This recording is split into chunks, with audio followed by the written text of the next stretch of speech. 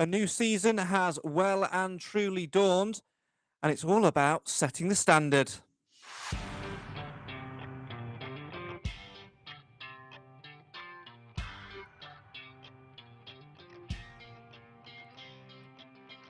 It was the dream start for Nigel Clough's Mansfield with an opening day win at Barnsley to temporarily go top of Sky Bet League One until the other fixtures was played. And then the Stags followed that up with a cup exit on Tuesday night, albeit via Hiram Boateng's horrendous penalty. And there were some other guilty parties in there as well, but I just like slagging off Hiram Boateng when Nick's on the podcast. Join us as we reflect on all things opening week as we set the standard for our season to come here on the Mansfield Matters Podcast. It's the show for the fans, by the fans. Why?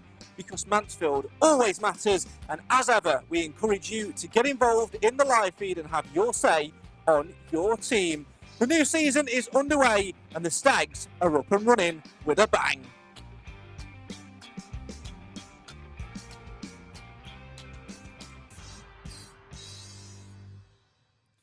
Hello and welcome to the Mansfield Matters Podcast, the show for the fans, by the fans. Why? Because Mansfield always matters. Series 8 is well and truly underway. The brand new season is well and truly underway as well. And what a way it was to start it with that opening day win away at Barnsley 2-1. Although I think for any of us that were wearing a heart monitor, a trip to the GP may well have been in an order at the start of the week, thanks to a pulsating second half. Not quite so much as damage was done on the old heart rate, though, in the cup game at Bolton. More on that later in the show as we discuss the opening week of the season and look ahead, of course, to the visit of Burton Albion on Saturday afternoon at One Call Stadium. But I need some fellow Stags fans to join me on that journey of discovery and those topics of conversation. So let's call upon them now. Well, first and foremost, let's say hello and welcome to the man who was shaking his head in sheer anger at my intro when I was having a little dig at Mr. Boateng. Was that his penalty? Just floating over the air? No, I think it's an aeroplane. Hello, Nick of Mansfield Town Shirts fame / the Hiram Boateng fan club founder and only member. Hello. His penalty for me was too good for the game to just simply go in the net. He's too good a player for that. Yeah, it sounds like excuses. One man who still can't decide which was duller, Hiram Boateng's penalty or the Sky Sports Plus commentator. Let's say hello and good evening to Clive Parkin. Oh, definitely the commentator. I don't know where he ranks in the league table of commentators, but my word, he's got to be near the bottom. And speaking of near the bottom, let's say hello and welcome Mr. Cam Felton. There you go. I've unmuted you now. Horrific. Thanks. Good evening. The commentator on Tuesday night weren't the brightest. Probably on Bolton's payroll by the sounds of it. I prefer him when he's muted. Bullying already. Sorry, I'm not going out. I'm just watching Hiram's penalty flying past my window. I've just done that gag. Yeah, well, it's still flying. That's how bad it was. It's still flying. If there's one thing better than a bad joke, it's a bad joke told twice. That is very, very true indeed. And speaking of bad jokes, no, I've already introduced Cam. Sorry. Come on, Cam. Bear up, mate. Let's go on with it, shall we? As always, you're welcome to have your say on your team in the comments. Please do feel free to get in touch. As Simon has done to kick us off, it was a great result Friday, but let's not get complacent and presume because of where Burton finished last season, it's an easy win. Look at the Port Vale Cup game last season. Like it was said before, the teams this season are at the level for a reason. That's to you, Nick. Oh, sorry, I didn't hear you say Nick. It's a brilliant start, wasn't it? You couldn't ask for a better start than Friday night. I mean, it was. I didn't expect it to start that quickly and that well. I certainly didn't. I fancy, Barnsley. I think they'll end up being up there, like Nigel says. I think they'll probably be up there at the end of the season. We were brilliant, weren't we? You couldn't have written a better script. Stephen Quinn's goal, obviously the disallowed goal. I haven't really seen much of that back, but the Quinn goal, Gregory getting on the score sheet for the first time, and other than a bit of a fluky deflection, we'd have probably had a clean sheet as well. It was a perfect night, and I think the Stags fans couldn't have asked for a better opening evening than that. Yeah, it was a great start to the League One campaign, Cam. It's exactly what we wanted at the start of the season. And to be fair, had that goal not deflected off Aidan Flint's ankle, they would have still come out in the second half and given it a bit of a go. But I think we may have been easy. It would have been easier on the old heart rate, wouldn't it, in the end? It would, yes. Can't fault the performance, to be honest. We knew that it would be one of the more difficult games that we'd face all season. Obviously, they made the playoffs last season, missing out on the over the 2 legs against Bolton, who then missed out themselves. So overall, it's been a good 180 minutes from Mansfield so far to start the season. But what a way to start. 3,297 Stags fans, I think it was. What an atmosphere, and especially just being up the road as well. It was always going to be a fantastic atmosphere, and somehow there was 14,500 there on Friday night. That was me and Clive, crazy. It didn't look like that many from their perspective. No, me and Clive sort of said the same. Like on the day out, we get that sort of crowd, but it's something we're going to have to get used to, because if we step up a level, the stadiums get bigger, and all of a sudden these crowds, which are big in terms of numbers, don't seem so big when you're actually in there, do they? I think we've been to grounds before. I think about Coventry and Doncaster in the past, when they look empty, and yet they've got a fair number of thousands of people in them. That's just the difference between a stadium that's got capacity and one that hasn't. We're used to seeing small grounds where 4,000 or 5,000 people fill them. But it's good. It's part of the experience going forward. We're going to be going to Blackburn and not Blackburn, Bolton, and Barnsley. That was a great first fixture for us, because there was practically no limit on how many fans could go, which is great. So there wasn't any pressure on our new point system. Not that was introduced properly until then, anyway. But there are going to be a mixture of grounds this year that we've not experienced for a while, and I think that's good. I mean, on the subject of Barnsley, I thought Barnsley was lovely, both as a place and the stadium. The downside really was that the food was astonishingly expensive. And we were very lucky, Craig and I, because we were able to talk to some Barnsley people, because we had our translator with us. Tracy Edwards was in our team, and she was there to translate Barnsley into Mansfield and vice versa. It was certainly an interesting. She certainly was on it with the old dialect, which made it easy when we went to locals, especially when we were saying which way to when we over there, over hill, right, turn right, down till and through to turnstile, and she did it wonderfully for us. Nick, was a fantastic game as well. Was it everything that you expect the fixture to be? Yeah, it was the ground, the anticipation of seeing the new players and seeing us in League One. I wouldn't say it doesn't feel like we're away. It feels like it was an eternity since we last played in League One. And it's sort of, I suppose, the emotions of it all, because you think of what's gone in between the last game in League One and what's happened since we were last there to Friday night. There's been an absolute plethora of changes. The club is a completely different animal to what it was before, and seeing all the new fans who've not seen us in that division for ever. It was everything I expected and more. I didn't expect 3 points. I know there's a few people on the predictor who put for us to win. I wasn't one of them. I put my hand up. Sorry, Cam. I definitely wasn't one of them.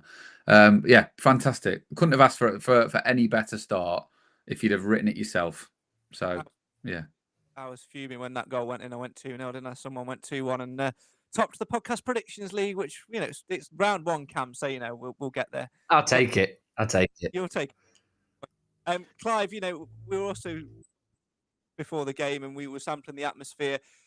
I guess there were several moments which we'll take away from the game, but one of the moments was being stood in the kiosk queue and having a temporary distraction from the overpriced food when Davis Keeler-Dunn was announced in the starting lineup. Did anybody tell Davis Keeler-Dunn he was playing? I think that conversation's still being had, isn't it? Yeah, and we'll come back to DKD, I'm sure.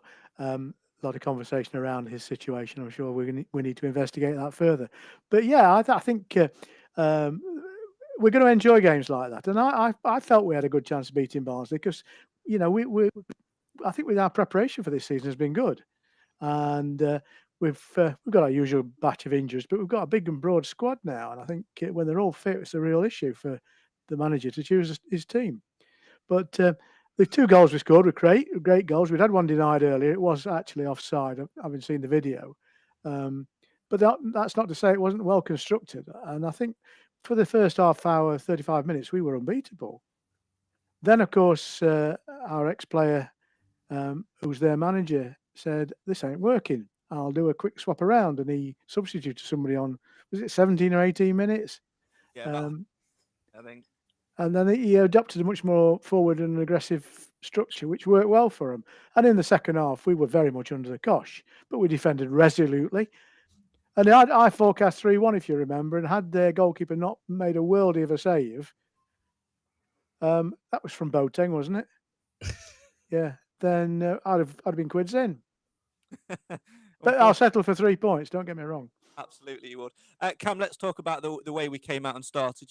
When a team gets promoted, quite often it's just natural that everyone just goes, well, the ambition is to obviously try and stay up and go defensive and sort of go in that mentality. And you see a complete change from, the identity which got you there in the first place.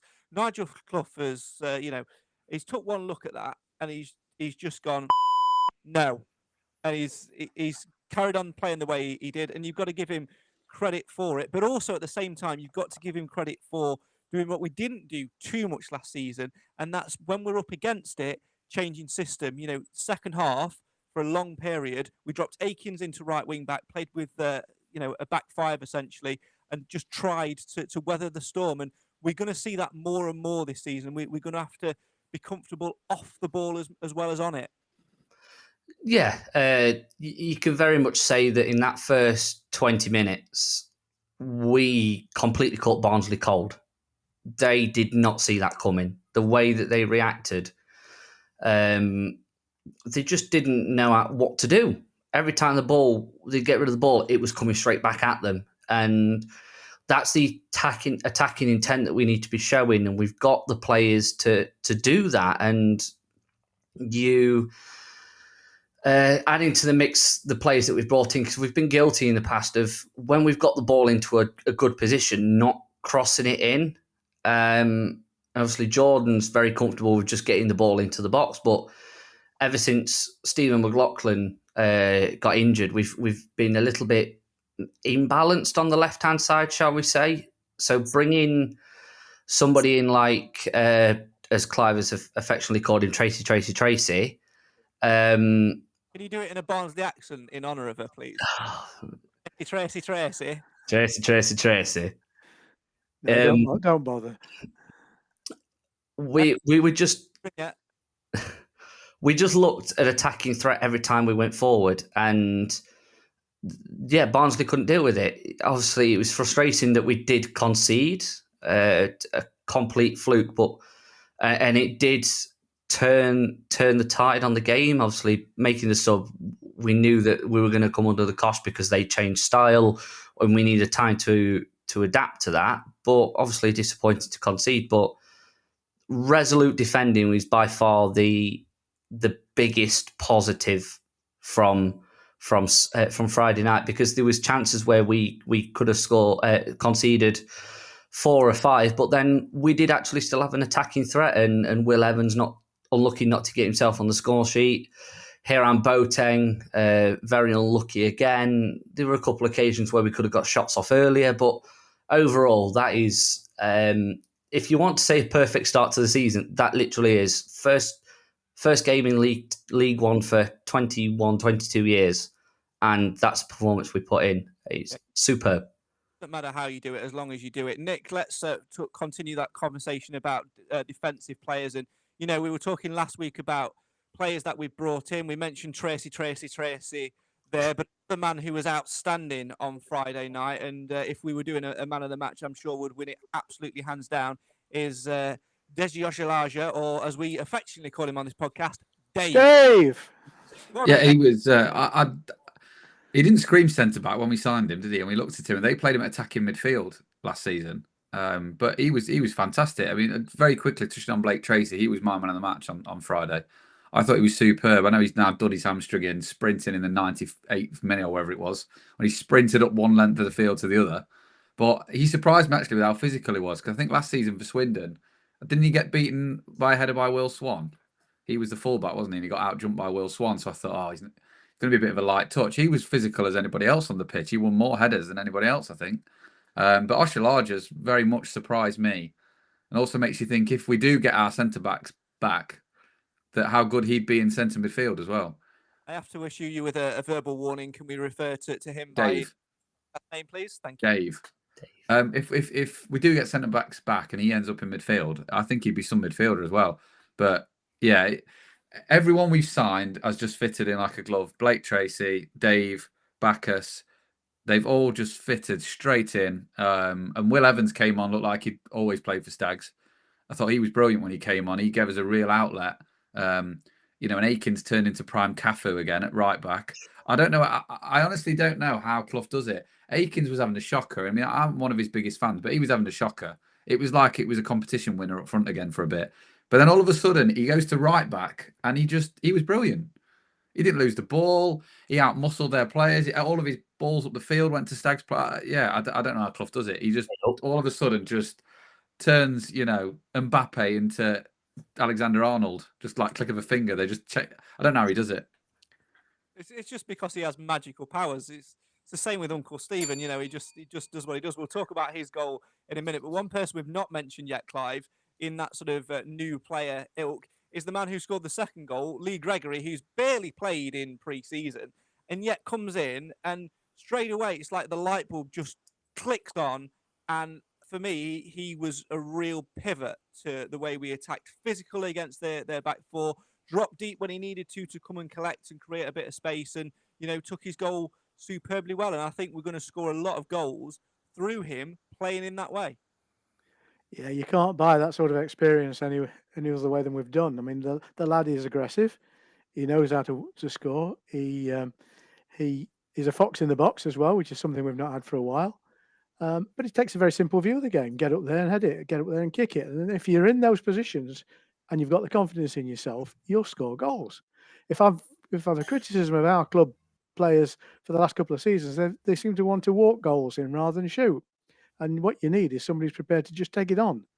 Saw a bit of it from Keeler Dunn during the season, but by and large, we were trying to play stuff all the way around the box until somebody had no choice but to have a go. And I'd like to see a bit more of the more direct approach. If we can go down the wings like we did against Barnsley and put the balls in, he's the man to be in the middle. I don't think he's fully fit yet, by the way. I think he's still got some work to do. But he's certainly got two things. He's got a really bag full of experience and really nice teeth. This podcast has been interrupted by an important announcement. Ladies and gentlemen, please welcome to the podcast, Aaron Wilson. Good evening, Craig. Good evening, everybody. Where have you been? I've been doing a sponsors evening. The sponsors of the North Stand, and a gentleman called James Brunt won. He only entered at 4:30 this evening. How lucky is that? That's incredible. Well done to Mr. Brunt, not that one. Yeah. But the new sponsor of the North Stand. Congratulations on your name. Did you get it confused, Al? Did you think it was the sponsors of the North Pole in your other role, and you ran up at the wrong event? No. Right. Oh, that would have been quite funny. No, so we weren't expecting you at all, Mr. Wilson. You sent us a lovely message earlier on saying you're going to have to duck out because you're doing this sponsorship thing. We thought it would run on into the night and you'd still be there entertaining the masses at midnight. We wouldn't see you, but welcome. Yeah, it was all right, Craig. Everything ran nice and smoothly. I interviewed Mr. Kilgore and Mr. Flint. There were 47 sponsors in the total. And obviously we got down to the last two and that big crescendo. And obviously James Brunt won. Very good. Well done to him. Absolutely. So just very, very briefly, because we were midway talking about Barnsley on Tuesday, but we're on the topic and you've just joined us.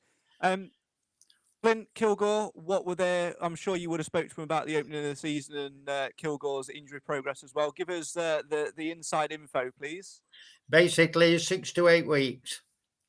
is, he's coming on nicely. He's right on schedule. He said he was happy now that he was having to take Bobby a walk so much. He says because Bobby takes him a walk more often than not. But yeah, he said everything was progressing nicely. He's really looking forward to hopefully cementing a partnership with Mr. Flint if he gets the chance. Yeah, absolutely. But one man he has got to move, Clive, is Dave. Yeah. We were about him there, and it was a solid choice, and we were loving it every time he won a header or won a clearance. It was just go on, Dave.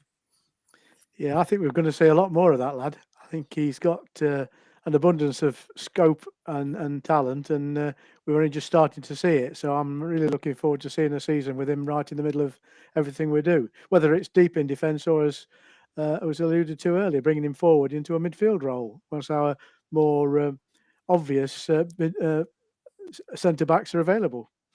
I think one thing I can see, Cam, is the potential to go to a back five. Obviously, we did see it a little bit at Barnsley to try and, weather the storm a little bit. We thought potentially he might go for that at Bolton on Tuesday in the Cup, but we got it all wrong in terms of where he played people. But that said, talking about potentially Kilgore coming back in 6 to 8 weeks.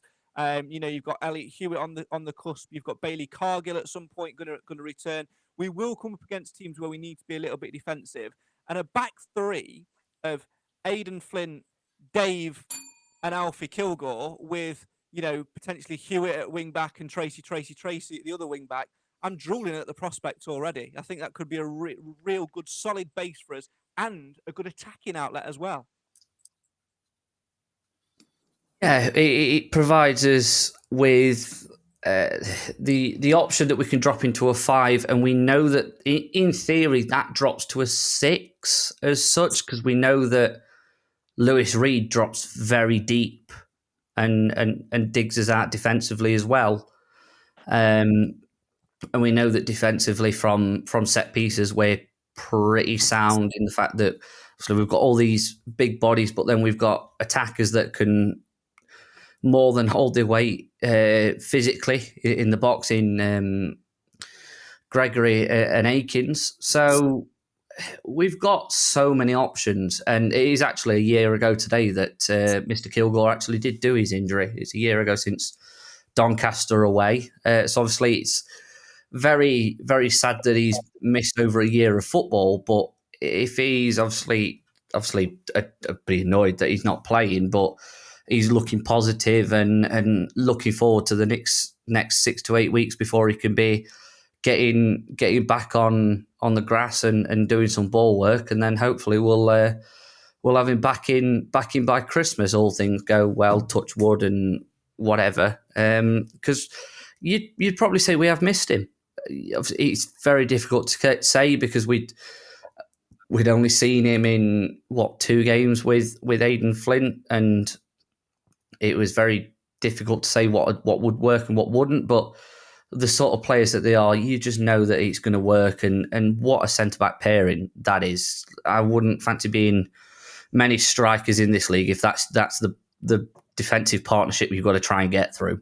I hate having to agree with you. It's so annoying. Let's move on though, Nick, and let's talk about Uncle Stephen, who should just simply never retire. That guy's going to be playing when he's 95, and he'll still be running around like a demented 16-year-old on acid.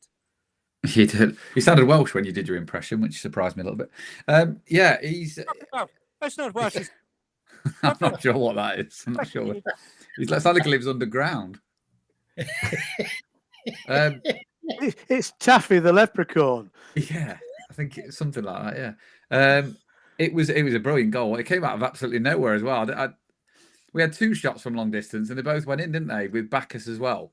But that was a great goal from Quinn. It reminded me of the McLaughlin one at the end of the season against Gillingham, where it just came out of absolutely nowhere and just flew into the top corner. I don't think really anyone was expecting it, let alone their goalkeeper, who their fans were digging him out a little bit. I don't think he could have done anything with that. I'm not quite sure what he was supposed to do with that. But it was brilliant. And I thought he played fantastic. I thought he was lucky not to get sent off because I thought the referee, who was pretty terrible, was going to give him a second yellow when that player stood up and Clough brought him straight off, didn't he? Which was good management on his behalf. But yeah, he was fantastic. Quinn was. He ran. He was still running. He looked fitter than he did last season, which I'm not quite sure how that's possible at 38. But yeah, he was brilliant. Again, second verbal warning. Can we refer to him by his podcast Uncle name? Stephen. Thank you. Sorry. I have to say, when we were driving up there to the game, we were just pulling off the M1, and on the slip road there was a cluster of Stags players, including Uncle Stephen and others. And they looked like they'd been on their way and something had broken down. But of course, what was happening is they must have decided they would catch the team coach there rather than come all the way back down to Mansfield to come up again. But and also the referee, to be fair, he was an awful referee, but he hadn't got far to go home because he obviously lived somewhere in Barnsley. Wasn't it? I think he lives in the centre circle, Clive. Yeah. When Nick referred to him earlier, the Barnsley goalkeeper, I felt a little bit sorry for him, to be honest, Cam, because at half-time, the PA announcer did us dirty, let's be honest. The Barnsley equivalent of Alan Wilson did us dirty by saying, we've got a special announcement at half-time, which hasn't been seen on social media yet. You know, all the rumours were swirling around before the game and still are to a degree that a Mr. Keeler Dunn was going to be signing for them. And I think for a good 30 seconds, we had a horrible sinking feeling in the heart that Keeler Dunn was going to have gone down the tunnel, took a Stag shirt off, put a Barnsley shirt on and be announced as their signing. In the end, it ended up being an American goalkeeper. And if I was there, the keeper who played on Friday night, I'd have been thinking, great. What like that's embarrassing, isn't it, to be announced as the new number one? Their keeper's Ben Killip, him that was at Hartlepool. Yeah, so he can do one. He were a knobhead at Hartlepool.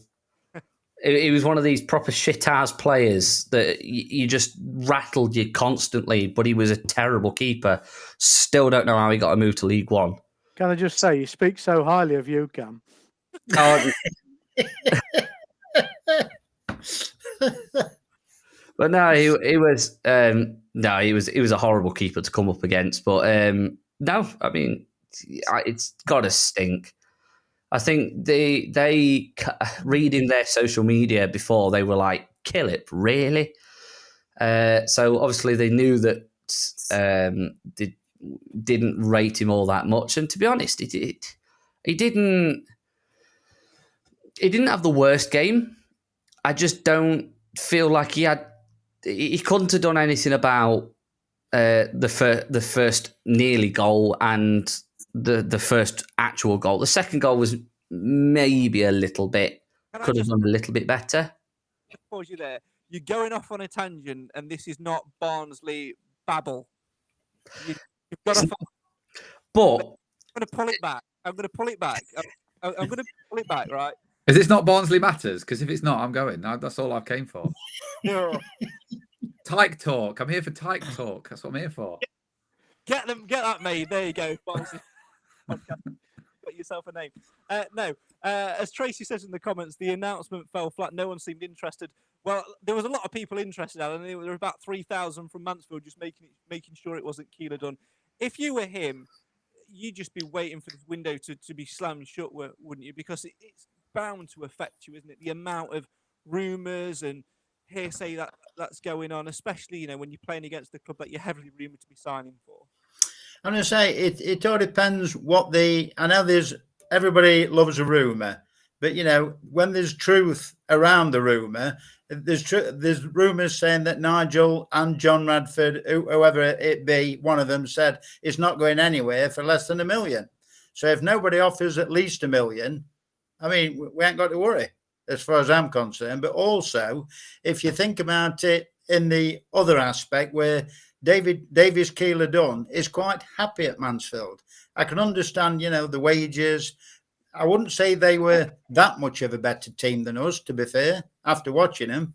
You know, they might have a bigger club, bigger stadium, you know, et cetera, et cetera. But at the end of the day, if he wants to stay at Mansfield, you know, that's his choice. Yeah, it certainly is. Well, it isn't his choice at the moment because he's under contract. It's the club's choice. And I think from what I'm hearing, the offer that was made was something around £700,000, of which 10% he would have got as a signing on fee, which is not insignificant. And of course, there was, and again, it sounds about right, they were prepared to double his wages, which would have been about £7,000 a week. Now, however comfortable he is at Mansfield, however much he likes Mansfield Town, money speaks, and he has a short career. He has an obligation to himself and his family to do what's right for him. And what would be right for him would be to earn a lot more money in what's left of his career. Now, as a fan, I can't begrudge him that. I don't want to see him go, but it has troubled him. You can sense that in his body language. I think it's got in his head, and who could blame him? I've been in situations where I didn't know whether to stick or twist with the guy taking a new job or not, and you get distracted in that situation. And I believe at the moment, until a decision is made that he's going or he's not going, and all parties accept it, he's going to be a bit befuddled by the whole thing. Yeah, but he still knows where net is. Yeah, that's the important. He's still put that way with an aplomb, didn't he? But during all of the negotiations, Alan, no one's ever moved the goalposts. Yeah, I understand what you're saying, Clive, but I'm saying at the other side, if he might want to go, but all the rumours saying that he likes Mansfield Town. So unless the £1 million offer comes in and all these big money and big contract do get finalised, I think he'll be staying where he is. Well, I don't disagree with you, Alan, but behind the scenes, he's got an agent who'll be pushing for a payday as well. And if it comes down to it, the club says, we've had this offer, we're not accepting it, you're staying with us, then he's either got to be big enough to say, fine, it's not going to affect me, I want to crack on, and at the end of the season, I can go where I want, or he's going to get affected by the fact he feels he's being denied something he would have wanted to take. We don't know how he will react. At the moment, I just think he's been affected by it. I thought the way he celebrated his goal on Tuesday night was indicative of someone who was just controlling himself a little bit. But yeah, you're right. He's going to score goals, whatever happens. Hopefully, he'll score one on Saturday. Yeah, be nice. Interesting one, because I say this every single year. I would love to do a special where we sit down and speak to the relevant people at the club and talk about how they do business. It's my understanding, I might be reading the situation completely wrong, that the way that Nigel Clough and his team do business is an offer comes in, and then before they even accept the offer or discuss terms on said offer, they go to the player and say, we've had an inquiry from X club, do you want us to pursue it? And if the answer to that is yes, then money is discussed. Case in point being the Ollie Clark move in the summer, whereby Nigel Clough fully had plans to utilise Ollie Clark as part of the squad. Swindon came in and made an all right offer. Ollie Clark was approached about it and said, look, I would like to explore it because of this reason, this reason, this reason. Negotiations made, the move happened. Similar, last season in January, if you think back, there were a couple of clubs for Nick's favourite, Mr. Boateng. I mean, why we didn't accept them and ship him out, I still don't know. But he was asked, do you want to stay or go? And he said, even though I'm not playing, I want to stay and fight for a place in the team. So it's an interesting one. But I think the overarching point in all of this, Nick, is that rumours can well and truly off. The facts are, Davies Keeler-Dunn is a Mansfield Town player, and that's that. Get on with it. Yeah, I completely agree with the Cloughie thing. I think Clough is very much, if your head's not in it, I don't want you here. I get that's his mantra, and I think he will have, there's no doubt in my mind, he will have had that chat with Davies Keeler-Dunn, which makes you think that there's some amicable agreement saying, look, if the club don't get the valuation, you stay in. Because, it's very obvious these days when players down tools. I think it's worth noting as well that his family are the most vocal on social media as well. His mum shares a hell of a lot of his content and his stuff, and that's not stopped, and she's still talking about Mansfield and sharing stuff with fans, and so that's got to have some influence as well. I think there must be an understanding between Cloughie and Keeler-Dunn that, look, well, if we get an offer, of this value, we'll let you talk to them. If not, and he's obviously accepted that. I agree with Clive about the body language, but then again, it's the crap cup. He hasn't started. He's just come on, so maybe he's not fully in the swing of the game. Then it was pretty much certain it was going to be penalties. So was he that? But so I don't know. People read a lot into stuff, don't they? But the main thing is, like you say, is that he's here. We're all guilty of reading things into stuff that's not there.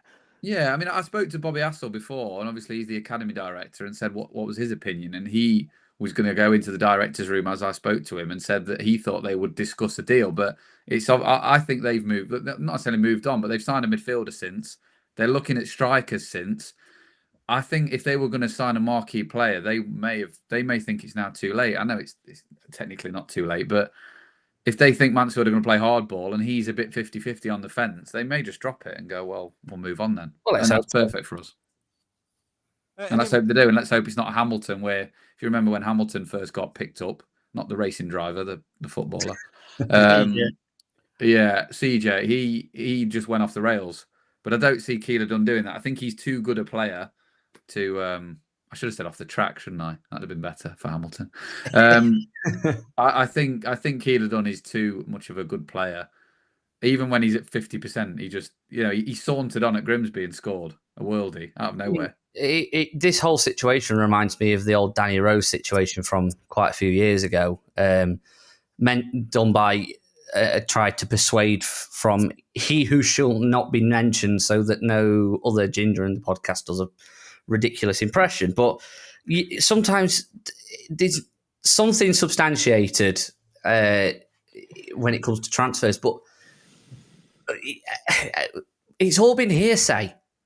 There's nobody within the press that's picked it up and run with it. It's a lot of fans saying this, fans saying that, and people that think they're in the know that aren't in the know, including those that made comments on the podcast, not us, but comments were made whilst we were on the podcast last week saying that Keeler Dunn's gone, Keeler Dunn's this, Keeler Dunn's that.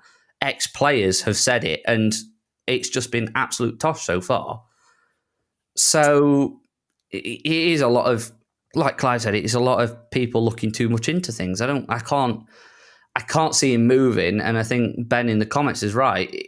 We need to get, if we want him to stay, we need to give him a pay rise and extend his contract. That's by far the best way of dealing with it. Even if somebody comes up with a massive offer, stick a release clause in. Stick £1 million release clause in, and then we quit. And then we quids in if he does end up going, and then we've got our covers back for the next 2.5 years or 3 years, whatever he decides to sign. I mean, my favourite comment from the entire night has just come in. Good evening, gentlemen, and you, Cam. Evening, Chris. Right, let's move on to things off the pitch, because with this is a little, might call it Craig's moaning corner. With success, Clive, comes expense.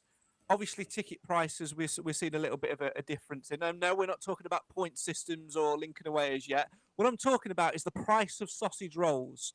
£1 for a jumbo sausage roll. And to use the word jumbo is like, well, basically, if that's a jumbo sausage roll, people who drive those sort of cars who have small appendages, they're quids in, because that was not jumbo. And Cam, I was waiting for a comment towards me. Thank you.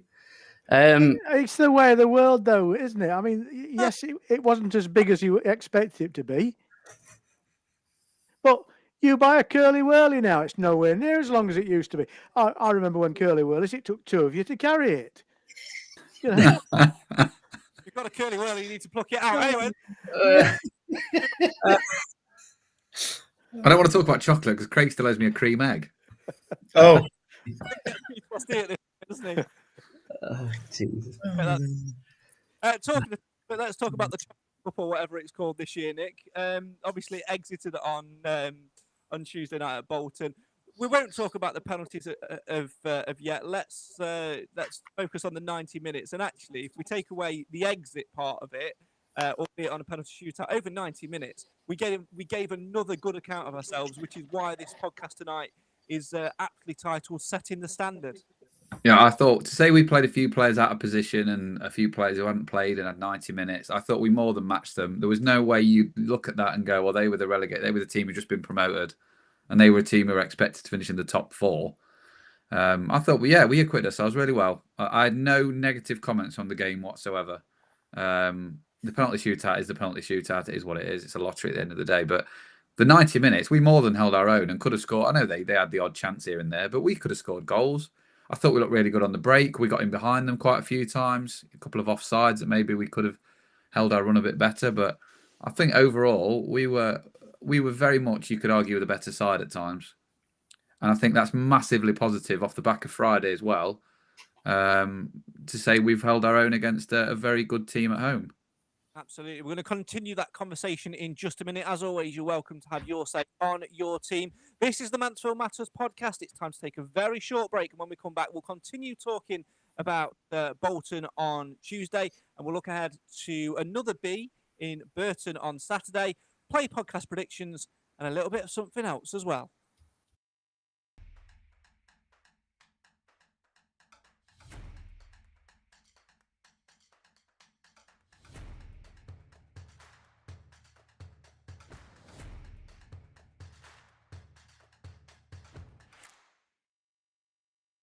Hello. You're back with the show, Fans by the Fans. This is the Mansfield Matters podcast. Thanks very much for joining us this evening as we look at setting the standard, Alan Wilson. And we did that well. Obviously, we spoke about the Barnsley victory earlier on. And on Tuesday night, albeit a cup exit on penalties, over 90 minutes, it was a good workout. And we need to add in there as well the caveat that we made 9 changes to the side that beat Barnsley as well, which is, again, it's a tick in the positive box. And I think it's same as Nigel said in his interview, Craig, when he did the interview after the match. He said he could have picked anybody and it would have been no detriment to the team. And it was proved right because, some players were out of position. I thought George Williams had a reasonable game, in my opinion. Man, there were quite a few. Aram Boateng did before he, saw that flashing light. And then there was quite a few others. But what did we think to the goal? The offside goal, because from what Aidan was saying, he thought it from where they were, obviously quite away, but from what the players were saying, that it was quite tight. The replay angle was terrible on Sky. That was the problem. Oh, right. The angle that it was sort of off. It was close, but it was off centre, so it looked like he was offside anyway because the angle wasn't great. But yeah, I mean, it looked tight. I mean, the Bolton the commentator would have said he was offside 9 times out of 10 anyway. But it was very close, I think. Yeah. But sorry, Craig, I just thought it was a good performance. Albeit 9 changes. I know they didn't put the full team out either, but it was like for like, and I just think it bodes confidence. And I'm looking forward to Saturday. I think what it does do, Clive, is give us a little bit of reassurance that when we've not got our preferred 11 in inverted commas out on the pitch, we've got an abundance of talent within that squad who can all come in, play in various positions and do superbly well. You look at Aaron Lewis, came in, played very, very well.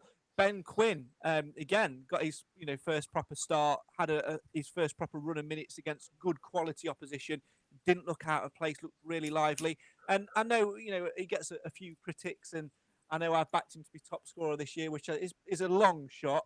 But I felt Tom Nichols started to come into his own as well. And we've got a little bit of that movement. And like we were saying earlier on, Clive, as well, Will Evans looks like he's been here forever and looks like a really good addition to us. Yeah, as you say, we started with an almost completely different team to what was at Barnsley. So the real value to me, it's not about the cup competition at all. You know my attitude about these things. But the value was we got players who put serious minutes in at a competitive level. That was the first point. Second point is it's reassured me following the Barnsley game and then the Bolton game that we've nothing really to fear in this league. When we play as well as we know we can, we're a match for anybody. And thirdly, we came away with relatively few injuries, which is always the worry at this time of year. And we have got a few injuries in that camp, which is why he couldn't make all of the changes that he would have wanted to. But again, we're bolstered by good quality when they come back. But just backing on what Clive said there, Cam, looking at giving ourselves a little bit of relief and a little bit of sort of comfort in the knowledge that we can go toe-to-toe with these clubs. One thing which really, really me off about the Sky Sports Plus coverage on Tuesday night was their commentator basically off a wanting to be a Barnsley fan. He was probably a Bolton fan. Well, he was nearly wearing a Bolton shirt at some point, but he referred to Mansfield almost like we were inferior, like we were a lowly non-league Sunday side. Well, he forgot we were in the same league for most of the game, didn't he? My point, that Bolton with these superstars, Cam, and what it does so, it shuts a few people up and gives us that reassurance that we're at this level for a reason. Yes, they made 9 changes as well, but we went toe-to-toe to them and we kept them out, and it was a fairly balanced game. Yeah, but same again, that's 9 changes from a team that lost at Wembley in the League One playoff final.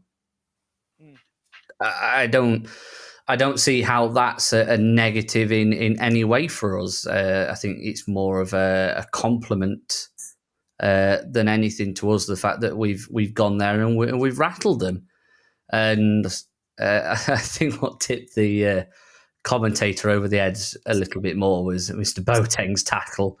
It wasn't brilliant by any stretch, but it certainly wasn't a sending off. Bolton the butcher. Boateng butcher. It weren't a red card. We've seen red cards for. He's not got a nasty bone in his body. No, he's not, and it would have been quite fitting had Mr. Boateng scored his penalty. We're not going to talk about them yet, but had he have scored that penalty and would have won that game, no doubt that Bolton commentator might have jumped off the gantry or something, because I think he'd have probably tried to jump down to the pitch and fight Mr. Boateng, but it's embarrassing. Sky Sports are supposed to be the premier sports broadcaster in the UK and one of the best in the world, and that's the bottom barrel of commentary that we get. And yes, we're going to think that because we're Mansfield fans, but even as a neutral, that'd just be horrific to listen to. Bolton this, Bolton that, Bolton this, Bolton that, but Mansfield are only this. It was impossible to watch. To be fair to Sky, I mean, what they do on their main sports channels, especially on their coverage of the Premier League, is superb, and it is world standard. What we're now talking about is a lot of matches being streamed at the same time. It's a different technology. They obviously having to gather about them a load of people to do commentary. I wasn't even convinced he was in the stadium, although he convinced me later on that he was. I just thought it sounded so anodyne that, he didn't forget his biasness. Is that a word, biasness? Forget his bias. He said it was clear he was more in favour of the home team than ours. But he was just so uninteresting vocally. It was awful. It made Dean sound great. The only thing worst on that night was if you caught, during half time, if you caught Sheffield United Wrexham, that was worse, because they were just talking about the amount of times I heard Robin, whatever his name is, and I only watched 15 minutes while it was half time the Stag game. Hollywood this, Rob's this. I'm thinking Sheffield United were in the Premier League last season, and you're swooning like they're playing Northwich Victoria. Wrexham. It's like Wrexham were like, Barcelona had come to town, so it could be worse. We could have been playing Wrexham. And then Lewis Brunt scored an own goal. Lol. Well, yeah, but you're not going to get the best commentators in the world to do streaming on matches like that. I guess over time they'll improve the quality. I mean, he was still a better commentator than Gary Neville and Jamie Carragher. So Roger says in the comments, get Craig commentating.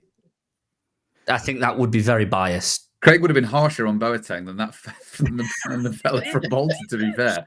He'd have still thought he was a Bolton fan. He'd have still been complaining on air about his sausage roll, I'll tell you. You're not right. No, in a little bit of defence to Sky Sports Plus, what Clive says is right. It is a vast difference from their main coverage of the Premier League, which is a massive, massive production. You're doing essentially, all of these games at the same time, and you have to get commentators to do it. You've got to get cameramen. There's a massive cost involved, and all right, they'll recoup some of the money of the cost that is involved via people buying subscriptions. But the fact is, you can't watch Saturday games on Sky Sports Plus. You can only watch them on iFollow overseas. Buy a VPN, people. Set it to America. It's legal. You can do it, and it protects your internet. That's your Craig tip for today. Anyway, so there's a massive cost involved to it, and not everyone is a football commentator. There's lots of sports commentators out there that can lend their voice to different sports, and TV commentary is very different to radio commentary as well, because you can have natural breaks. But at the same time, you've got to think, if we want to try and take this up a level and make it a little bit different to the iFollow offering or whatever, you've got to invest a little bit in it. And for me, there's 2 ways that you can go about this. And that is, The first way, essentially do what iFollow do, and that is have a home and away commentary. If you're already watching something on Red Button, it surely should be easy enough with the tech that we've got to be able for someone to press a button to choose which commentary they want. And then you could get a dedicated club team, aka an iFollow commentary, or, you know, a fan commentary, like in the olden days of Sky when they used to do the fan pundit commentary years and years ago.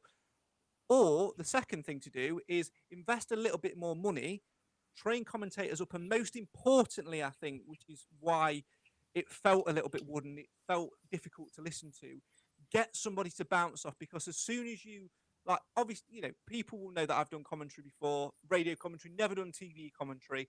Would I be suited to it?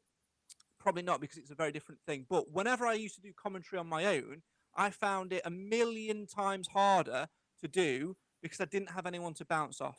As soon as you've got the voice there to bounce off, it's a different ball game. So Sky Sports Plus, it was very easy to access through Now TV. It was good to see the range of games. It's nice to be able to dip in and out of the other games as well. But if you're going to do it, let's make it a little bit better than iFollow. We invest in commentators, and also make your mind up whether you are going to do it from the ground, which the Bolton guy was, which we figured out in the second half and has since been reconfirmed by Mr. Shaw, who likes to just clarify that on Facebook. Whereas at Barnsley, it was all done remote. And I know that because the guy contacted me beforehand. He contacted the podcast Twitter feed and said, can I speak to one of you guys to get a bit of research? That was done remotely from a studio, probably no dissimilar to this, where he was watching it on a screen. So make up your mind on how you do it and do it right, which brings us to the big question. And it is a big question. We've put this out on our Twitter this week. The big question this week is, what was worse? Was it the Sky Sports Plus commentary, or was it Hiram Boateng's penalty? I want a one word, and I want an answer from all of you, and I'm going to start with Clive. Commentary. I know where this is going.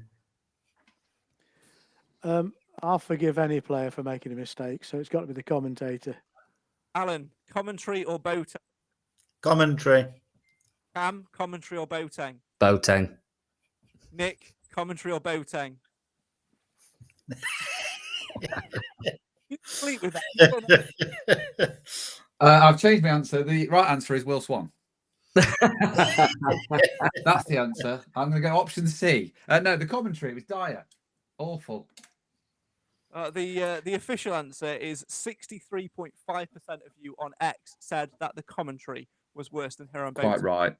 It'd be interesting to find out if anybody else shared my foreboding when the final penalty fell to Mr. Swan. I just thought, I'll go put the kettle on.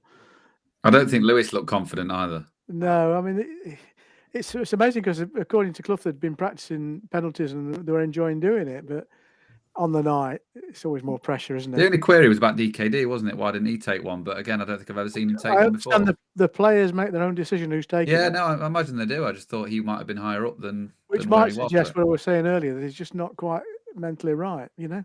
maybe. So I think this is something that Clough mentioned previously when practicing penalties. It came up after, obviously, Sheff Wednesday and Peterborough last season, that the coaching staff and the management don't have anything to do with the penalties. Yeah.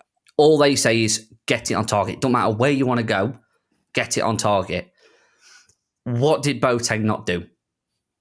And I think that's a lot of where a lot of the frustration will come from Nigel, and he won't say it publicly because he's not somebody to bash his players and never has been. But he has publicly said previously, we don't tell the players where to go.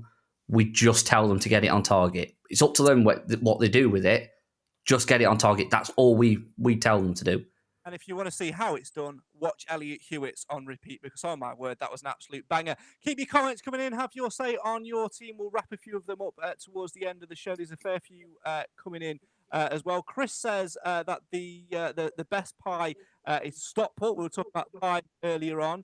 Ben says that Bacchus looks awesome, and we'll talk about players who've done well. Simon adds Will Evans will be a different level when fully fit. He'll cause defenders all sorts of problems. Winning free kicks and will score goals as well. Roger says, get Craig commentating. They couldn't afford me, Roger. They could not afford me, especially on the old sausage roll bill as well. Roger adds top corners for penalties. And we've also had this from Jamie, who I believe is a Bristol City fan on YouTube, who said, anyone know if there's a similar podcast, but for a good team like Bristol City? Well, I think there's a hidden compliment in there, because he seems to think it's I would say similar podcast, meaning you want to watch it or listen to it more, which therefore by default you think it's all right and decent. We have the same thought process, though, after this.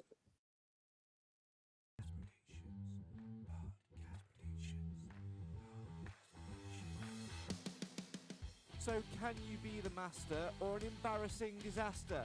In this guessing game, there's a simple aim. It's outguess the rest and be the best. Win, lose or draw. Do you know the score? Who will be your hero to make sure you don't score zero? Yes, it may be fiction, but this is Podcast Predictions.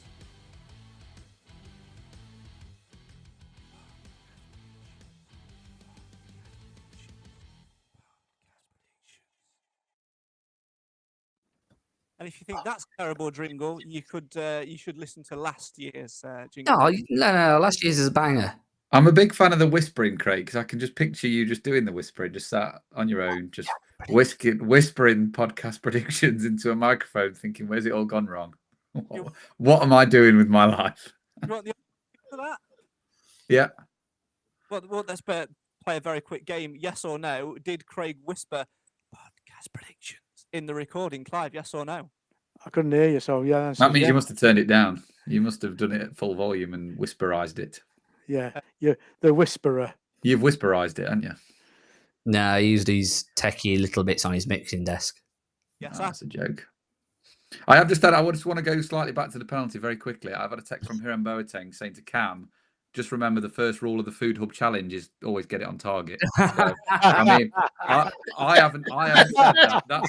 That's just what does Nigel always say? Keep it on target. So I'm just a messenger. Please don't shoot the messenger. Cam's penalty attempt landed in Titchfield Park, so he's got no bragging rights at all. Forgot about that. Fair. It's done you dirty there. Let's be fair. Yes. Attention. Guessing game that brings you zero fame. Can you lead after the first week? Thanks to your prediction last week. A reminder, all the rules can be found by clicking the link in the description. And this year we are after the outcome, so that's win, lose or draw.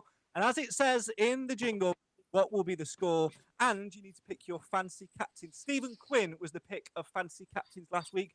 I think he got 8 points in the points booster.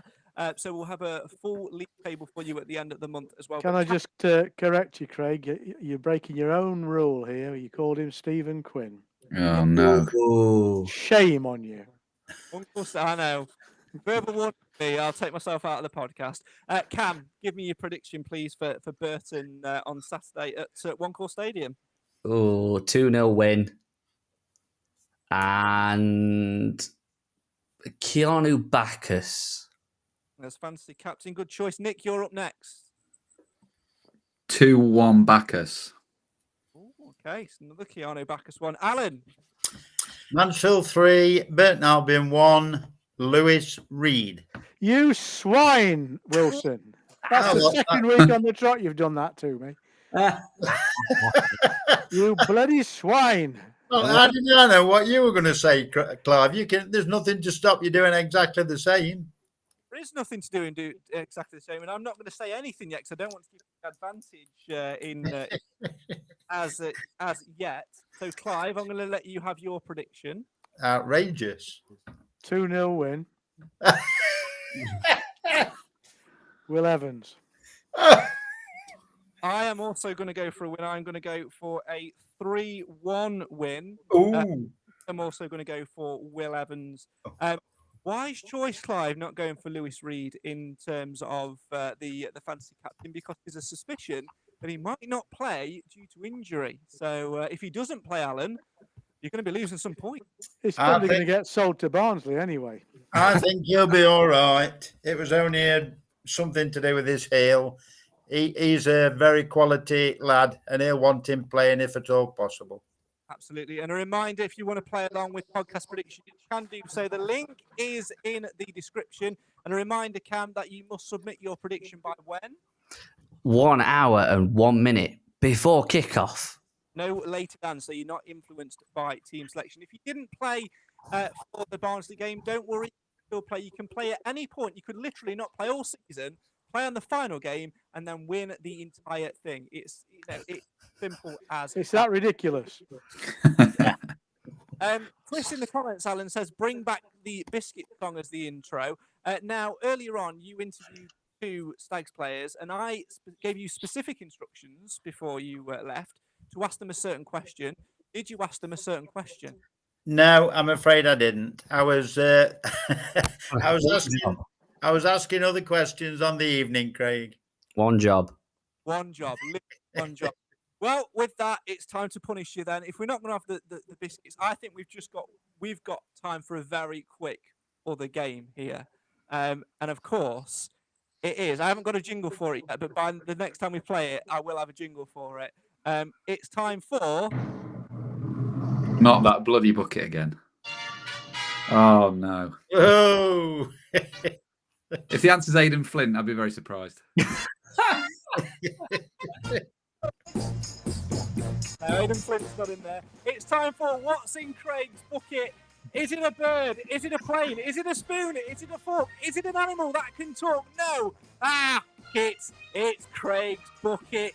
A reminder of how the game works. In my bucket, I have got a Mansfield Town related item. You get to ask me 3 questions each, and I can only reply yes, no, or maybe, or potentially give you a bit of a clue if I'm feeling in a good mood. And at the end of your 3 questions, having heard all of the questions, you must collectively guess the item that is in Craig's bucket. Last time we played this, a couple of weeks ago, it was this very microphone, and Clive was the one who guessed it right. So, will he get another point in the bucket game this week, or will Nick, Cam, or Alan secure a point as well? Let's find out as we play What's in Bucket.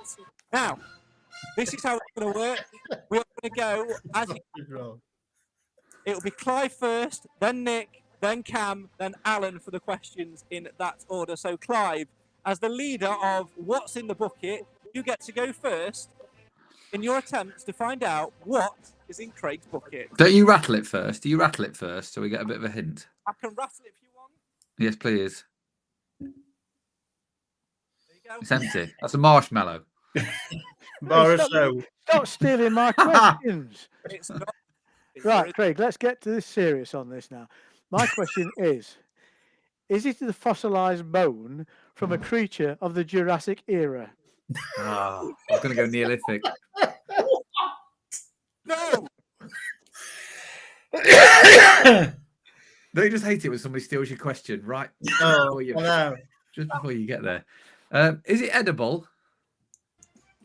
I mean, it possibly is edible, but if you did, you'd be very, very sick for weeks and you'd have to have your stomach pumped, so no. Ooh. Is it a piece of clothing? Technically, yes. Technically. Is it wet?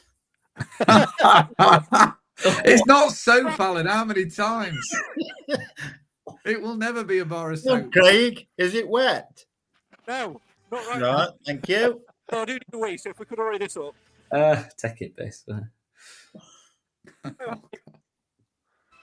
Clive, back to you. Second question. If I was to purchase this, would it cost me more than a £5? It depends who you would purchase it through. Some people you could purchase this for a £5. Others might cost you a little bit more. Others might cost you a little bit less. Oh, Good answer. Go on. Nick. God. Is it yellow? Part of it, yes. Is the other part blue? Part of it, yes. Alan. is it something you could blow your nose with? I wonder where you were going there. He's on underpants again, isn't he? Underpants and soap. Craig, Yes. thank you. I mean, why you would want to, but if you needed to, yes. Yeah. Is it me again? Yeah. No, that's your question. Could I run it up a flagpole? I beg your pardon. If you wanted to, yeah, but no. Bloody hell. Is it a Mansfield shirt?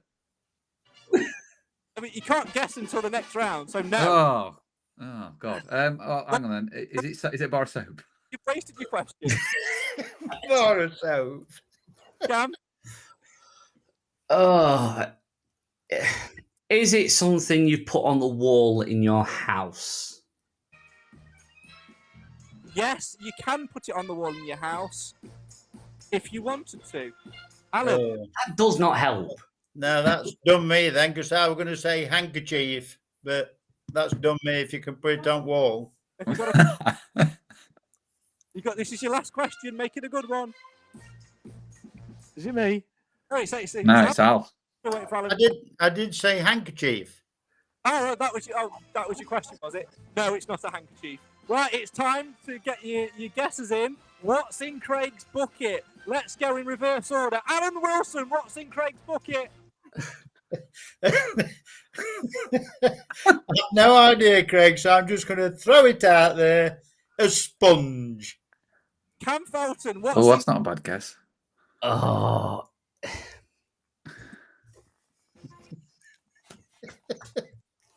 I don't know. Is it a Why would you put a sponge on your wall? Why is everything with Alan Bath related?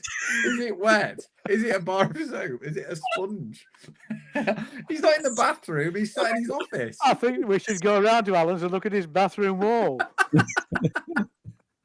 Which way round do you frame it, Alan? With the bit on the back? Or the sponge on the front? Don't make me laugh, because you'll get the dog barking. I don't know. Is it a football program? It's not. It's not. Is it a Mansfield Town hat? And Or like cap? Cap thing. Clive, Is it a poster is it a poster? or a photograph? It's time If it's a sponge, I'm leaving. It's a photograph of a sponge. Yeah. to what's in Craig's bucket. Now, I'm very disappointed in all of you because the more observant amongst you should have guessed what it is by the lack of something over my shoulder. Was it scarf? I thought Cam You was cannot get Nat in that bucket. I thought Cam was going to get it, and Alan Wilson has just said it. However, it wasn't his guess. No one gets any point. It's a scarf. Oh. Well done. I have to say, this game is right near the pinnacle of intellectuality. I can see part of Clive's soul leaves as soon as you mentioned the bucket game. He just leant back as if to say, "Oh God," he just disappeared. His brain just went elsewhere. Well, there you go. I'm looking forward to next week's bucket, because I'm just starting to get hang of this. Alan, you're not. God. Don't delude yourself, Alan. Who said scarf? All right, it might have been fourth one, but I got there. But in the end. Alan, you know, it's just completely rare to find a scarf in a bathroom, isn't it? Well, there you go. It's got a cold bathtub. Whatever floats your boat. It might have Now been. you find a boat. You find a boat No, in you the would. bathroom. A boat in the bathroom is all right. That's not a bad Exactly. guess. Technically, you know when he asked, "Is it wet?" I could have said yes, because if you're wearing it and it's raining, it Yes, and you could wipe your nose on it. wonder where we were going again. I can't tell you what, you could run it up a flagpole. Yeah, Yeah. kinda. That concludes. I'll leave you to debate that. That concludes what's in Craig's bucket. It will return in future. Can I just say, Craig, I'm looking at this going out live on Facebook, and the number of viewers drops away immediately this game starts. And I have to say, they show discernment. I debates audiences in this. If that Bristol fan wants to start a podcast and brings in a Bristol City bucket, I'm going to take you to the. I'm going to get the lawyers involved. Do you think we should start with this? This is good content. I think we should just do a. I whole, think we should just start with this. it's I a really spin- do. This is a spin-off series. What's in the bucket? What's your favourite biscuit? Bish bash bosh. Podcast predictions. Job done. Quality. See you next week. There you go. One final question. Is Sell Alan... out on Saturday, lads? It is. Yeah. Just a second, because we've had a question from Lewis. Is Alan doing the announcements at Stags? Yes. And at halftime, no longer Food Hub, we are doing the What's in Craig's Bucket challenge, right? Providing you bring the props. Or has anybody seen Craig's big muff? And on that bombshell. Yeah, time to go. Yeah, on that bombshell, let's bring it very, very briefly back to Stags and what Clive mentioned there. Nick, sell out on Saturday. It's no surprise, is it? Can I just ask though, is it a sellout for the stadium or just a sellout for home fans? Just Home fans at the minute, but I think somebody said they've sold 1,200, but I don't That's know pretty how good, correct that really, is. for them, isn't it? Yeah. But yeah, brilliant. First game back, League One, sell out. When we were there, Craig, the Bishop Street's coming along well as well. So let's get that finished as well while we're at it. And should be a very good day. And Alan's back. No American accents, just pure Wilsonness. I went to pick my Lincoln tickets. And Billy the Cockapoo's back, which I'm Marvellous. annoyed that they didn't win the Sponsors Challenge, to be honest. Oh, my Only, God. You imagine only the Billy for the the away, Cockapoo North only Stand. away sponsors. Oh, that's no good, You're is the it? Cockapoo's away sponsor. So we're not... Right, well, can I just say, I went down there earlier this week to pick the Lincoln tickets up and I had a neb round while I was there. They're quite happy for you to go and have a look what they're doing. And an awful lot of groundwork going on to the Quarry Lane side of the old Bishop Street stand. Mm. So, I mean, that's presumably integral to whatever development they do. So they've got to have access and facilities on there. So, I mean, it's disappointing we're not going to have some accommodation early in the season, but better late than never. And shout out to Mez and the team as well, because the pitch looks unbelievable again. Yeah. you go and stick a load of mannequins on it. Yeah, we didn't drag it there. We carried it. Only one. Yeah. And Craig's tripod. Bless him. Yeah, and there was a stand for the camera as well. Yeah. I think another shout out for Mez as well. In reality, Mez does enormous amounts of work with relatively modest facilities. If you just go up the road to Doncaster and see the provision their ground staff have compared to ours, it's chalk and cheese. The groundsman is the lad that used to work under Mez at That's Stags. right. Strick. Yeah. So yeah, you've got to say a big pat on the back to him as well. Nick, you mentioned there very briefly about us being at One Call Stadium last week. I think it was. If anyone's not seen, what on earth are you talking about? Because us two weren't just let to run around, were we? Well, technically, yes, because we asked the lady at the ticket office who was just like, yes, okay. And then we just wandered on. But we did get invited on. So if you check out the Mansfield Town Shirts YouTube channel, there's a 1 to 11 video, some filming on the pitch, in the changing room. So yeah, it's worth a check out while you're on YouTube after you've watched this. Give it a look. See who we've picked. Well, compared to this offering, it's riveting watching, let me tell you. I'm gonna change the intro to my next video so it's got that written with your name under it. Yeah. Riveting. That's in inverted commas, riveting. Yeah. Live parking, Mansfield Matters. If you a shirt jingle. I'll leave that for you to discuss in the comments. Thanks so much for you joining us this evening. We are going to wrap it up now with another game, another 4 hours of What's in Craig's Bucket. No, we're not.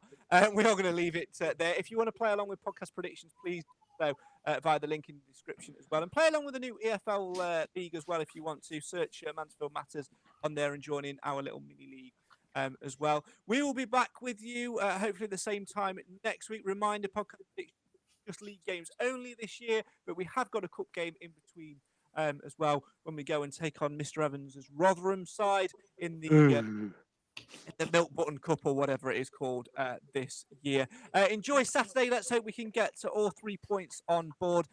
And final word from you all. We started very, very well at Barnsley. We got the 3 points. How important is it, Cam? I'll start with you. To get 3 points on Saturday at home to Burton. Very important. You always want to do well in front of your home crowd. First game back in home league, back in League One for 22 years, and a sellout to go with it. So just got to keep this momentum going. Fantastic support on Friday night. Bring your singing voices on Saturday and really get behind Nigel and the boys. Alan, obviously first game back in League One for over 2 decades, back at One Call Stadium. We've got to start how we started at Barnsley, haven't we?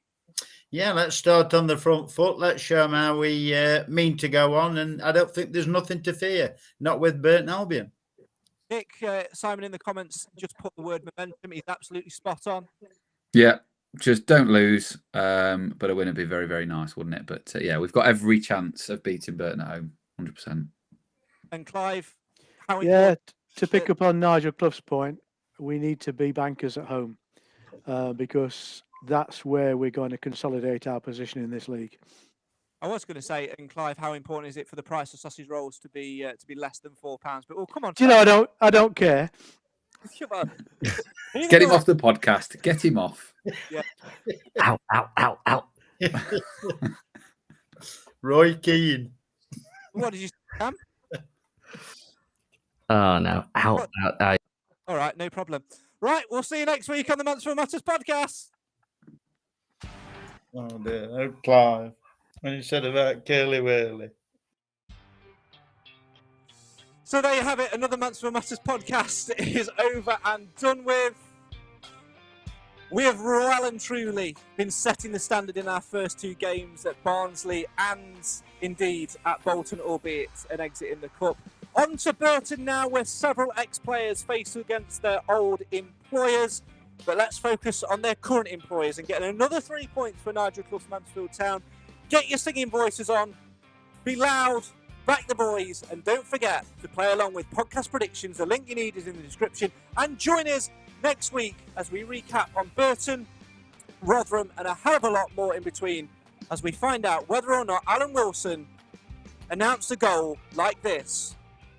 Goal scorer for Mansfield Town, Davis Keeler Burn. And on that note, good night.